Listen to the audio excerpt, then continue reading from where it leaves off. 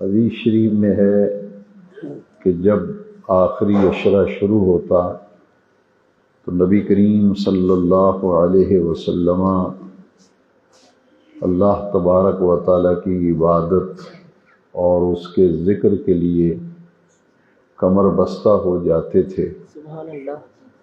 باقی دنوں میں جتنا اہتمام حضور فرماتے، آخری عشرے میں اس میں کئی گنا اضافہ ہو جاتا تھا، سبحان اللہ۔ اور اس میں نبی کریم صلی اللہ علیہ وسلم آخری عشرے میں راتوں کو شب بیداری فرماتے تھے اور رات بھر حضور اللہ تعالیٰ کی عبادت، اس کے ذکر و بندگی میں گزارتے تھے۔ سبحان اللہ۔ اور حدیث شریف میں ہے کہ باقی دنوں میں حضور کا یہ معمول ہوتا تھا رمضان شریف کے علاوہ کہ تہجد کے لیے جب حضور بیدار ہوتے تھے تو بڑی آہستہ سے حضور بیدار ہوتے، وضو فرماتے اور دروازہ بالکل آہستہ سے کھولتے تاکہ اہل خانہ جو آرام فرما ہیں ان کی نیند میں خلل نہ آئے۔ لیکن رمضان شریف کا جب آخری عشرہ شروع ہو جاتا تو نبی کریم صلی اللہ علیہ وسلم اپنے تمام اہل خانہ کو بیدار کرتے تھے۔ سبحان اللہ۔ سبحان اللہ۔ سحری کے وقت حضور انہیں جگاتے اور نبی کریم علیہ السلام انہیں ترغیب دیتے تھے۔ تو اس آخری عشرے میں جو اہتمام ہوتا تھا اس میں کئی گنا اضافہ ہو جاتا تھا۔ اور پھر اسی عشرے میں آج رمضان شریف کی خاص عبادت اعتکاف جو ہے وہ بھی آج شروع ہو جائے گا۔ یہ اتنی پیاری سنت ہے نبی کریم علیہ السلام کی، اتنا محبوب اور مرغوب عمل ہے کہ نبی کریم علیہ السلام نے زندگی بھر اعتکاف کا ناغہ نہیں فرمایا۔ ایک سال حضور اعتکاف نہ کر سکے تو آخری رمضان شریف جو حیات طیبہ کا آیا اس میں حضور نبی کریم صلی اللہ علیہ وسلم نے 20 دن کا اعتکاف کیا تھا۔ سبحان اللہ۔ اور اعتکاف یہ اس کا مصدر وقوف ہے، یعنی کسی ایک جگہ جم کر بیٹھ جانا اور ہر قسم کی مصروفیات، ہر قسم کی مشغولیت کو ترک کر کے صرف ایک ہی کام میں اپنے آپ کو لگا دینا، وہ اللہ تبارک و تعالیٰ کا ذکر، اس کی عبادت اور اس کی بندگی ہے۔ اور اعتکاف کا اصل مقصد جو ہے وہ لیلۃ القدر کی تلاش ہے۔ سبحان اللہ۔ اس آخری عشرے میں ایک رات اللہ کریم نے بڑی عظیم رات بنائی ہے جس کا ذکر قرآن مجید میں بڑے اہتمام سے کیا، اور باقاعدہ 30ویں پارے میں پوری ایک سورہ نازل فرمائی، سورہ القدر، انا انزلناہ فی لیلۃ القدر، یعنی قرآن مجید کو شب قدر میں نازل کیا گیا۔ لیلۃ القدر خیر من الف شہر، یہ رات اتنی عظیم ہے کہ اسے 1000 مہینوں کی عبادت سے اس ایک رات کی عبادت کو بہتر قرار دیا ہے۔ اس رات آسمان سے ملائکہ اترتے ہیں، جبریل امین آتے ہیں، اور جو لوگ اللہ تعالیٰ کی عبادت میں مصروف ہوتے ہیں ان کے لیے جبریل امین دعا کرتے ہیں اور ملائکہ ان کی دعا پر آمین کہتے ہیں۔ یہ لمحے بڑے قیمتی ہیں، اللہ کریم ان کی قدر کرنے اور بڑے اہتمام کے ساتھ ان راتوں میں اللہ کریم سے جاگنے کی توفیق مانگنی چاہیے کہ راتوں کا کچھ حصہ تلاوت قرآن، نوافل کی ادائیگی، استغفار اور دعاؤں میں مشغولیت رکھنی چاہیے۔ رمضان شریف پورے کا پورا از اول تا آخر سارا مہینہ خیر و برکت کا ہے، لیکن اس مہینے کی ایک خاص بات یہ ہے کہ اللہ تبارک و تعالی نے اپنے محبوب کریم علیہ الصلاۃ والسلام کی برکتیں پوری امت کو عطا فرمائیں، سبحان اللہ اور حضور نے فرمایا جو رمضان شریف میں عمرے کی ادائیگی کی سعادت حاصل کرتا ہے تو اس کے لیے اجر کیا ہے؟ فرمایا ایسے ہے جیسے اس نے میرے ساتھ حج کرنے کا فریضہ ادا کیا۔ تو بحمد اللہ تعالی حاجی سردار محمد صاحب رحمانی آج مدینہ المنورہ عازم سفر ہیں، اور آج اس مبارک اور برکتوں والے سفر پہ روانہ ہو رہے ہیں۔ اللہ سبحانہ و تعالی خیریت سے انہیں منزل مقصود تک پہنچائے، اور اس مہینے کی برکتوں سے اللہ کریم انہیں بہرہ فرمائے۔ مدینہ طیبہ وہ شہر محبت ہے کہ نبی کریم صلی اللہ علیہ وسلم نے ہجرت مدینہ پاک کے بعد دعا فرمائی تھی کہ اے رب کریم جتنی برکتیں تو نے شہر مکہ مکرمہ کو عطا فرمائی ہیں اس سے دگنی برکتیں شہر مدینہ منورہ کو عطا فرما۔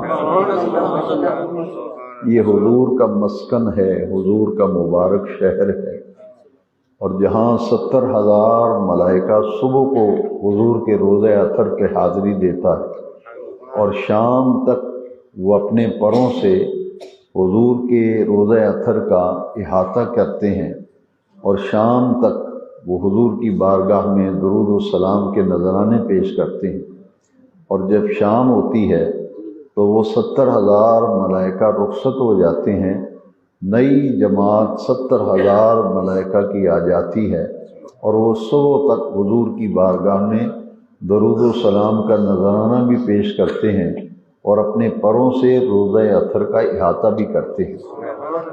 نبی کریم علیہ السلام نے فرمایا من زار قبری وجبت لہ شفاعتی۔ شاہ عبدالحق محدث دہلوی نے مدارج النبوت میں یہ حدیث شریف نقل فرمائی کہ جس نے ایمان کی حالت میں میری قبر انور کی زیارت کی، قیامت کے دن اس کی شفاعت کرنا مجھ پر واجب ہو گیا۔ یہ ایسا شہر محبت ہے کہ جہاں آداب شہر مدینہ منورہ کو کمال درجے میں قائم رکھنا ایمان کا تقاضا ہے، اور در مصطفیٰ علیہ تحیت و ثنا کی حاضری یہ کائنات کی بہت بڑی سعادت ہے۔ جس بارگاہ میں ملائکہ حاضری دینے کے لیے آسمانوں سے آتے ہیں، وہاں عشاقان رسول کی حاضری یہ عطائے ربانی کے بغیر ممکن ہی نہیں۔ جس کو اللہ رب العزت یہ توفیق دیتے ہیں تو وہ حضور کے روضہ اطہر و اقدس کی حاضری سے بہرہ ہوتا ہے، اور اس مدینہ پاک میں اتنی برکتیں رکھی گئے کہ اس کا تو ایک ایک ذرہ قابل احترام ہے، لیکن وہ خاص مقام جو حضور کے گھر مبارک کے دروازے سے لے کر حضور کے منبر تک جتنی جگہ ہے، تو نبی کریم علیہ السلام نے فرمایا ما بین بیتی و منبری روضۃ من ریاض الجنہ، کہ میرے گھر اور میرے منبر کے درمیان جو جگہ ہے یہ جنت کی کیاریوں میں سے کیاری ہے۔ ریاض الجنہ کے جو نفل نصیب ہوتے ہیں تو یہ وہ جگہ ہے جو حضور کی گزرگاہ ہے، جہاں نبی کریم علیہ السلام کے قدم مبارک لگے تو وہ ریاض الجنہ بن گیا۔ ما بین بیتی و منبری روضۃ من ریاض الجنہ، کہ میرے گھر اور منبر کے درمیان جو جگہ ہے یہ جنت کی کیاریوں میں سے کیاری ہے۔ اور حضور کا روضہ اطہر مواجہ شریف جہاں صلاۃ والسلام عرض کیا جاتا ہے، حضور کی بارگاہ میں سلام پیش کیا جاتا ہے، تو حضور نبی کریم علیہ السلام کی قبر انور کے ساتھ سیدنا ابوبکر صدیق کی قبر ہے، پھر حضرت سیدنا فاروق اعظم کی قبر ہے، تو قیامت تک جو حضور کی بارگاہ میں سلام نیاز پیش کرتا ہے، پھر وہ حضرت ابوبکر صدیق، حضرت عمر رضی اللہ تعالیٰ عنہما کی بارگاہ میں بھی سلام پیش کرتا ہے۔ مدینہ منورہ میں ایک ایسا مقدس پہاڑ ہے جس کے متعلق حضور نے فرمایا یہ احد پہاڑ اتنا عظیم اور برکتوں والا ہے. حضور نے فرمایا ہوا جبل یحبنی واحبہ، احد پہاڑ مجھ سے محبت کرتا ہے، میں احد پہاڑ سے محبت کرتا ہوں. سبحان اللہ.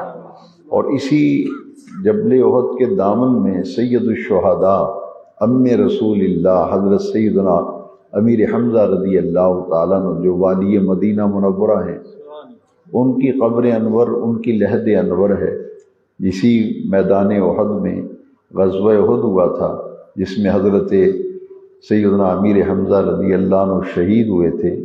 یہ رمضان شریف کے بعد جو مہینہ آ رہا ہے شوال کا ہے، اس میں جام شہادت نوش کیا غزوہ احد میں. تو آپ کی تربت مطہرہ وہاں ہے. پورا مدینہ منورہ یہ خیر و برکت کا منبع ہے. اور اس میں پھر مکۃ المکرمہ میں مبارک قبرستان جو ہے جنت المعلا ہے، اور مدینہ طیبہ کا جو مبارک قبرستان ہے وہ جنت البقیع ہے. جنت المعلا میں حضرت خدیجۃ القبریٰ ہیں رضی اللہ تعالیٰ، اور مدینہ منورہ میں حضرت فاطمہ الزہرا ہے. تو پوری سرزمین حرمین شریفین مکہ مکرمہ مدینہ منورہ، یہ حرمین شریفین حرمین طیبین اتنی مبارک جگہ ہیں کہ مسجد حرام میں ایک نماز پڑھیں تو 1,00,000 نماز کا ثواب، ایک نیکی کریں گے تو 1,00,000 نیکی کا ثواب ہے. اور مسجد نبوی شریف میں ایک نماز پڑھیں تو 50,000 نماز کا ثواب. تو حضور نے جب یہ دعا فرمائی کہ باری تعالیٰ جتنی برکتیں شہر مکہ مکرمہ میں رکھی ہیں اس سے دگنی برکتیں شہر مدینہ منورہ کو عطا فرما. اور نبی کریم علیہ السلام نے یہی پسند فرمایا تھا کہ آپ کا وصال باکمال بھی مدینہ منورہ میں ہوا، حضور کی قبر انور بھی مدینہ منورہ میں بنی. اسے مدینۃ النبی بھی کہتے ہیں، مدینۃ الرسول بھی کہتے ہیں، دیار حبیب بھی کہتے ہیں، کیونکہ یہ قدسیوں کی مرجع ہے. حضور کا روضہ اطہر قدسیوں کا، ملائکہ کا مرجع ہے. یہاں زیارت کے لیے، درود و سلام کے لیے آسمان سے ملائکہ کی جماعتیں آتی ہیں. اور جو فرشتہ حدیث شریف میں ہے ایک مرتبہ آتا ہے پھر قیامت تک اس کی باری نہیں آتی. قدسیوں کا یہ عالم کہ ایک مرتبہ جو آ گیا قیامت تک اس کی باری نہیں آئے گی. تو حضور کے غلام کتنے خوش نصیب ہیں جن کو زندگی میں متعدد مرتبہ حضور کے در کی حاضری نصیب ہوتی ہے. اور اس شہر محبت کے ادب کا یہ عالم ہے کہ خواجہ فخر الدین سیالوی علیہ رحمہ فرماتے ہیں کہ یہ باب جبریل جو ہے یہ حضور کے قدمین کا مقام ہے. یہاں بڑے ادب اور احترام کو برقرار رکھنا پڑتا ہے، کہیں ایسا نہ ہو کہ ذرا سی لغزش سے زندگی بھر کی کمائی نیکیوں والی ضائع ہو جائے. یہ ایسی بارگاہ ہے، ادب گاہیست زیر آسماں، ادب گاہیست زیر آسماں، از عرش نازک تر نفس گم کردہ میں آیت جنید و بایزیدی جا. یہاں تو وہ بھی بے ادبی تصور ہوتا. کریم نے اس بارگاہ کے اور مدینہ طیبہ کے آداب اللہ کریم نے خود قرآن مجید میں سکھلائے. لا ترفعوا اصواتکم فوق صوت النبی، کہ جب حضور سے گفتگو کرو تو اپنی آواز کو بھی حضور کی آواز سے اونچا نہ ہونے دو. اگر دوران گفتگو ہم کلامی کے وقت تمہاری آواز میرے محبوب کی آواز سے بلند ہو گئی، ان تحبط اعمالکم وانتم لا تشعرون، تمہاری زندگی کی ساری نیکیاں ضائع ہو جائیں گی اور تمہیں پتہ بھی نہیں چلے گا. حضرت امام مالک رحمۃ اللہ علیہ جب مدینہ شریف میں چلتے تھے تو دیواروں کے ساتھ ساتھ چلتے تھے. کسی نے پوچھا کہ آپ سیدھا قدم کیوں نہیں رکھتے، ایڑیوں کے بل کبھی پنجوں کے بل؟ فرمایا اس لیے کہ مجھے یہ خیال آتا ہے کہ ان گلیوں میں کہیں حضور نہ چلتے ہوں تو میرا قدم ایسی جگہ نہ آ جائے جہاں حضور کا قدم پاک لگا. امام مالک رحمۃ اللہ علیہ کمال درجے کی محبت مدینہ طیبہ کی، اور ان آداب کو انہوں نے عملی طور پر کر کے دکھا دیا. تو مدینہ شریف تو ایسی مبارک جگہ ہے، جیسے یہاں مسجد قباء ہے مدینہ طیبہ میں، تو مسجد قباء میں حضور نے فرمایا جس نے 2 نفل پڑھ لیے اس کو پورے عمرے کا ثواب ملتا ہے، پورے عمرے کا ثواب اگر صرف 2 نفل مسجد قباء میں جا کے پڑھ لیں۔ پھر مسجد قبلتین ہے مدینہ منورہ میں، جہاں تحویل قبلہ ہوئی تھی، تو ایک ایک مدینہ منورہ کا ذرہ ذرہ قابل احترام ہے، مقدس ہے، مبارک ہے۔ اسی لیے اعلیٰ حضرت امام احمد رضا علیہ رحمہ جب حج بیت اللہ کے لیے تشریف لے گئے تو آپ کے بھائی استاد زمن مولانا حسن رضا خان بھی آپ کے ساتھ تھے۔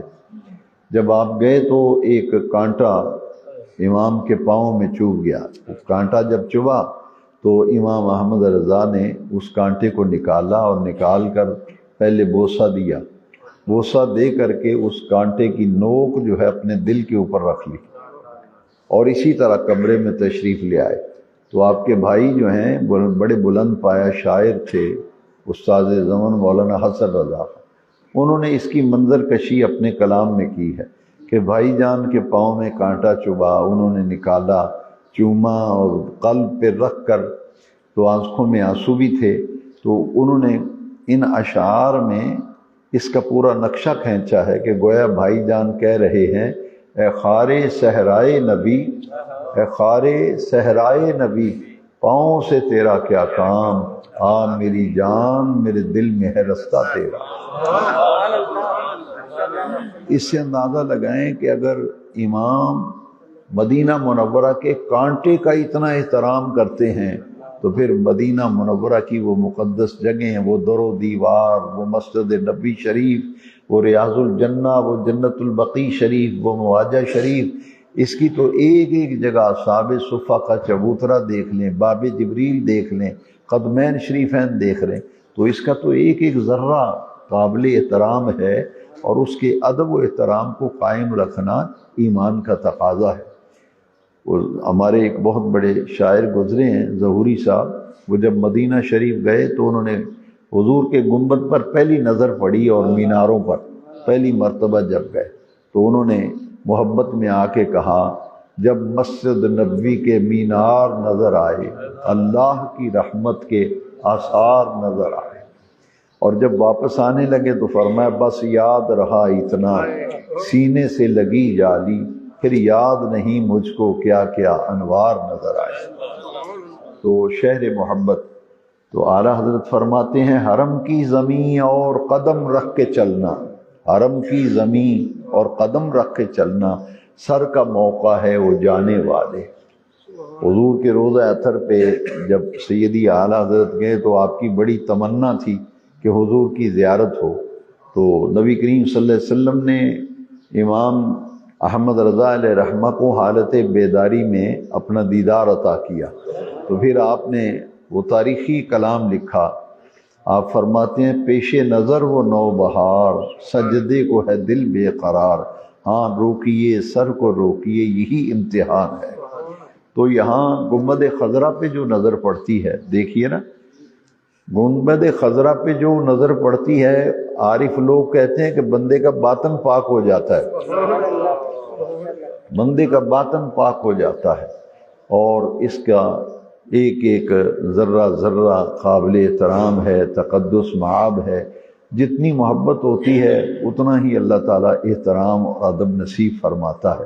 یہ اصحاب صفہ کا چبوترا دیکھیں مدینہ پاک کی زیارتوں میں، تو یہ کتنا شہر محبت، اس کے ادب، اس کے احترام کے تقاضے ذرا دیکھیں کہ اس اصحاب صفہ کے چبوترے پر حجاج کرام زائرین مدینہ منورہ برکت کے لیے نوافل ادا کرتے ہیں کہ یہ وہ جگہ ہے جہاں اصحاب صفہ حضور سے تعلیم و تربیت حاصل کیا کرتے تھے۔ تو اللہ تعالیٰ سے یہ دعا کرنی چاہیے کہ رب ذوالجلال ہمیں بار بار شہر مدینہ منورہ کی ہمیں زیارت نصیب فرمائے، کہ حضور کے شہر کی باتیں یہ تو ختم ہونے والی نہیں ہے جی۔ ہاں ماشاء اللہ، کیونکہ حضور کے روزہ اطہر کی ایک ایک جگہ مبارک ہے۔ یہ کسی شہباز صاحب مدینہ شریف جب گئے تو انہوں نے دیکھا کہ انڈونیشیا کے لوگ جو ہیں وہ اصحاب صفا کے چبوترے کو جہاں جہاں سرکار کی نسبتیں ہیں ان مقدس چیزوں کو بوسہ لیتے ہیں، بوسہ دیتے ہیں کہ ان کی نسبت جو ہے میرے آقا کریم علیہ السلام سے۔ آپ اندازہ دیکھیں کہ حضور کے شہر کی سرزمین ما بین بیتی و منبری روضۃ من ریاض الجنہ، تو پانچوں وقت حضور اپنے گھر سے مسجد نبوی شریف سے گزر کے تو محراب میں تشریف لاتے تھے تو نماز پڑھاتے تھے، تو پانچوں وقت جو حضور کی گزرگاہ تھی وہ ریاض الجنہ بن گئی، اس لیے کہ حضور کی گزرگاہ تھی، پانچوں وقت سرکار تشریف لاتے تھے۔ تو جس شے کی نسبت ادنا کی نسبت اعلیٰ سے ہو جائے تو ادنا بھی اعلیٰ بن جاتا ہے۔ تو حجر اسود کا بوسہ حضرت عمر رضی اللہ عنہ لینے لگے تو انہوں نے کہا میں تو اس لیے چومتا ہوں کہ تو حضور کی بوسہ گاہ ہے، تو ساری نسبت تو حضور کی ہے، تو شہر مدینہ پاک کا ادب و احترام اور اس بوسہ یہ سب محبت کا تقاضا ہے۔ میری دعا ہے اللہ تعالی ہمیں بھی زندگی میں بار بار مدینہ پاک کی حاضری نصیب فرمائے۔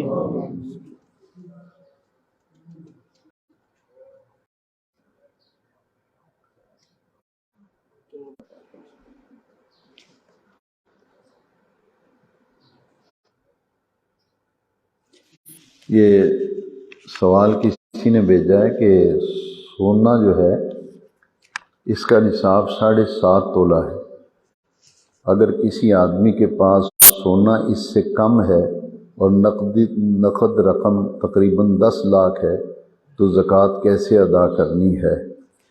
سونا تو اس کا 7.5 تولے سے کم ہے، لیکن جو 10 لاکھ روپیہ ہے اس نے اسے صاحب نصاب بنا دیا، 10 لاکھ نے اسے صاحب نصاب بنا دیا ہے۔ اب انہوں نے سوال کیا ہے کہ اس کی زکوٰۃ کیسے دی جائے گی، صرف نقد رقم کی یا کہ سونے کی بھی؟ اس کا طریقہ یہ ہے کہ 10 لاکھ اور پلس جمع کریں گے جتنا سونا ہے، جس دن زکوٰۃ دینی ہے اس دن جو سونے کا ریٹ ہے جتنا بھی سونا ہے اس کے ساتھ ضرب دے لیں، اس سونے کی مالیت اور 10 لاکھ دونوں کو جمع کر کے 40 پہ تقسیم کر دیں، جو جواب آئے گا وہ زکوٰۃ ہوگی۔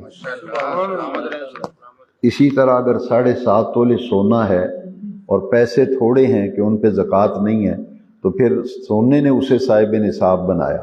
اب جو پیسے ہیں اگرچہ وہ تھوڑے ہیں لیکن وہ جب زکوٰۃ نکالے گا صاحب نصاب ہونے کی وجہ سے سونا اور پیسہ دونوں جمع کرے گا۔ ایک چیز سے اگر صاحب نصاب ہو جاتا ہے تو دوسری جو چیز جمع ہوتی ہے وہ اس میں شامل کر کے اس کو جمع کر کے 40 پہ تقسیم کر دیں تو آپ کی زکوٰۃ نکل آئے گی۔ اگر کوئی بچی کی شادی کے جہیز کے لیے زکوٰۃ مانگے تو دے دینی چاہیے؟ یہ ڈیپینڈ آپ پہ کرتا ہے، اس نے مانگا ہے، اگر آپ کا دل مطمئن ہے کہ واقعی اس کی بچی کی شادی ہے، اسے جہیز کی ضرورت ہے، تو آپ زکوٰۃ کی رقم سے اس کو جہیز بھی خرید کے دے سکتے ہیں اور نقد رقم بھی زکوٰۃ کی مد سے اسے دے سکتے ہیں، اگرچہ وہ زکوٰۃ کا مستحق ہو۔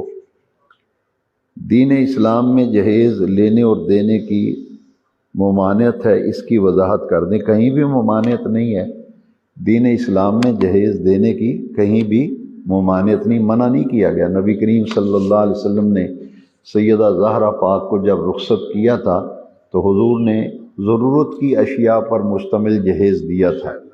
پابندی نہیں ہے یہ کہ اسلام پابند نہیں کرتا کہ ایک آدمی کے پاس وسائل ہی نہیں ہے تو وہ جہیز دے ہی نہیں سکتا، تو شریعت نے اسے پابند نہیں کیا کہ وہ قرض لے کر جہیز دیتا پھر وہ نکاح کر کے ضرورت کی چیزیں بیٹی کو دے کے رخصت کر دے۔